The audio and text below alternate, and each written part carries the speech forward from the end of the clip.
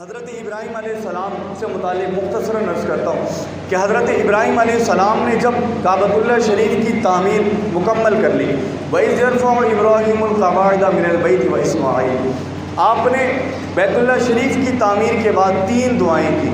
کتنی دعائیں کی؟ 3 دعائیں۔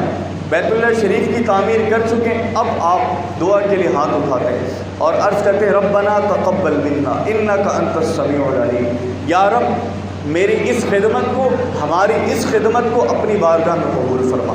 یعنی ایک نیک کام آپ نے کیا، اس کے بعد اللہ سے دعا کرنے لگے کہ یا رب ہماری اس خدمت کو اپنی بارگاہ میں قبول فرما لے۔ یہ پہلی دعا تھی۔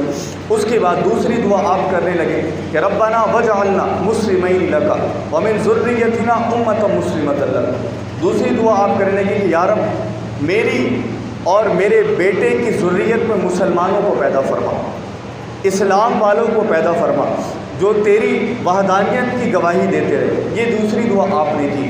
تیسری دعا آپ فرماتے ربنا وابعث فیہم رسولا، یا رب میری ذریت سے تو نبی آخر الزماں صلی اللہ علیہ وسلم کو بھیج دے، تو نبی آخر الزماں صلی اللہ علیہ وسلم کی بعثت کو قریب لا دے، تو نبی کریم صلی اللہ علیہ وسلم کی آمد کر دے۔ اب دیکھیں حضرت آدم علیہ السلام وہ بھی حضور کی آمد کا چرچا کر رہے ہیں۔ اللہ تبارک و تعالیٰ نے پہلے حضور کی آمد کا چرچا کیا، اور اب یہاں پر حضرت ابراہیم علیہ السلام کہتے ہیں ربنا وابعث فیہم رسولا، یا رب نبی آخر الزماں صلی اللہ علیہ وسلم کو بھیج دے۔ تمام مفسرین کرام نے لکھا کہ یہاں پر رسول سے مراد نبی کریم صلی اللہ علیہ وسلم ہے۔ اب دیکھیں یہاں پر چند باتیں ہم سمجھیں۔ جب اللہ تبارک و تعالیٰ عالم ارواح میں انبیاء کرام سے وعدہ لے رہا تھا کہ اے انبیاء کرام کی جماعت، جب تم میرے نبی صلی اللہ علیہ وسلم کا زمانہ پاؤ گے تو تمہیں ان کی تصدیق بھی کرنی ہے، ان پر ایمان بھی لانا ہے اور ان کی مدد بھی کرنی ہے۔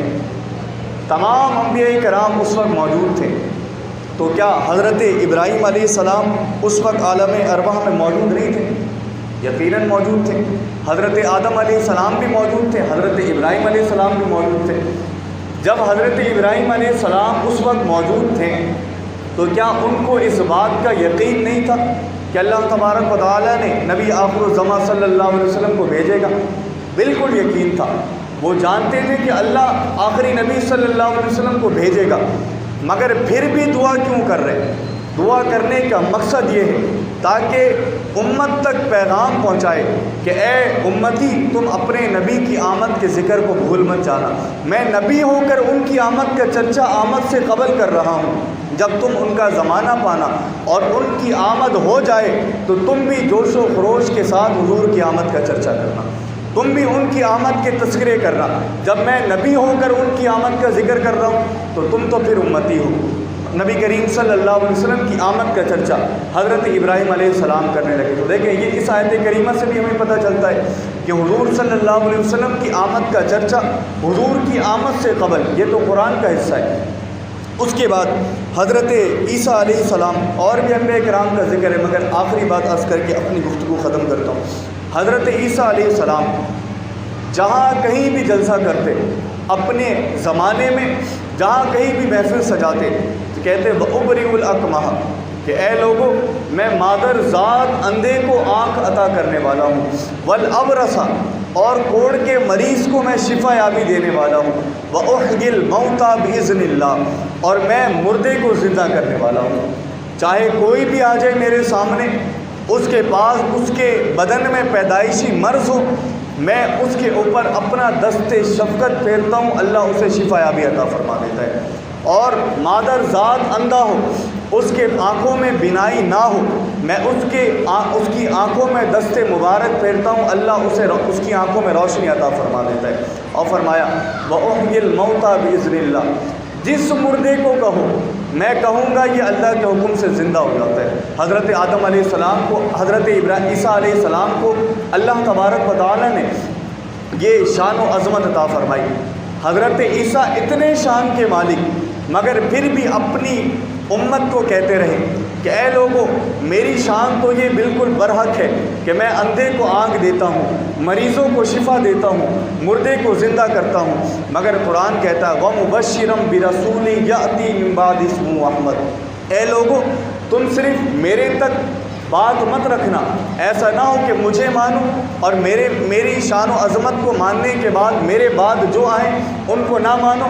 اللہ فرماتا وَمُبَشِّرًا بِرَسُولٍ يَأْتِي مِن بَعْدِهِ اسْمُهُ احمد۔ عیسیٰ علیہ السلام ہر محفل میں اپنے امتیوں سے کہتے تھے کہ اے لوگو، ایک ایسے نبی آنے والے ہیں جن کا نام آسمان میں احمد ہے، زمین میں محمد ہے، اگر تم ان کا زمانہ پاؤ تو تمہارے اوپر لازم ہے کہ تم بھی ان کے قدموں میں گرو، کلمہ پڑھ کر مسلمان ہو۔ تو دیکھیں یہ حضور کی آمد کا چرچا ہے۔ کیا عیسیٰ علیہ السلام کے زمانے میں حضور کی آمد ہو گئی؟ کیا حضرت ابراہیم علیہ السلام کے زمانے میں حضور کی آمد ہو گئی؟ کیا حضرت آدم علیہ السلام کے زمانے میں حضور کی آمد ہو گئی؟ نہیں ہوئی۔ حضور صلی اللہ علیہ وسلم ظاہری طور پر اس دنیا میں تشریف نہیں لائے، مگر جب آمد سے پہلے رب تعالیٰ بھی حضور کی آمد کا چرچا کر رہے، حضرت ابراہیم علیہ السلام بھی حضور کی آمد کا چرچا کر رہے، حضرت آدم علیہ السلام بھی حضور کی آمد کا چرچا کر رہے، حضرت عیسیٰ علیہ السلام بھی حضور کی آمد کا چرچا کر رہے۔ تو ایمان سے بتائیں، جب آمد سے پہلے حضور کی آمد کا چرچا قرآن سے ثابت ہے تو آمد کے بعد حضور کی آمد کا چرچا کیسے حرام ہو جائے گا؟ بھائی یہ تو ہمارے ایمان کا حصہ ہے۔ جب آمد سے پہلے اللہ ذکر کرے اور ہم آمد کے بعد بھی ذکر نہ کریں اور کہیں کہ یہ کہاں لکھا ہے، تو بھائی کہاں لکھا کو چھوڑے، آمد سے قبل جب قرآن میں لکھا ہے تو آمد کے بعد ذکر حرام کیسے ہو جائے گا؟ کوئی کہے کہ حضور کی آمد کا ذکر کہاں لکھا ہے تو کہے ہمارے نصیب میں لکھا ہے۔ اللہ تبارک و تعالیٰ نے ہمیں وہ قسمت عطا فرمائی کہ ہم اٹھتے بیٹھتے چلتے پھرتے حضور کی آمد کا ذکر کرتے ہیں۔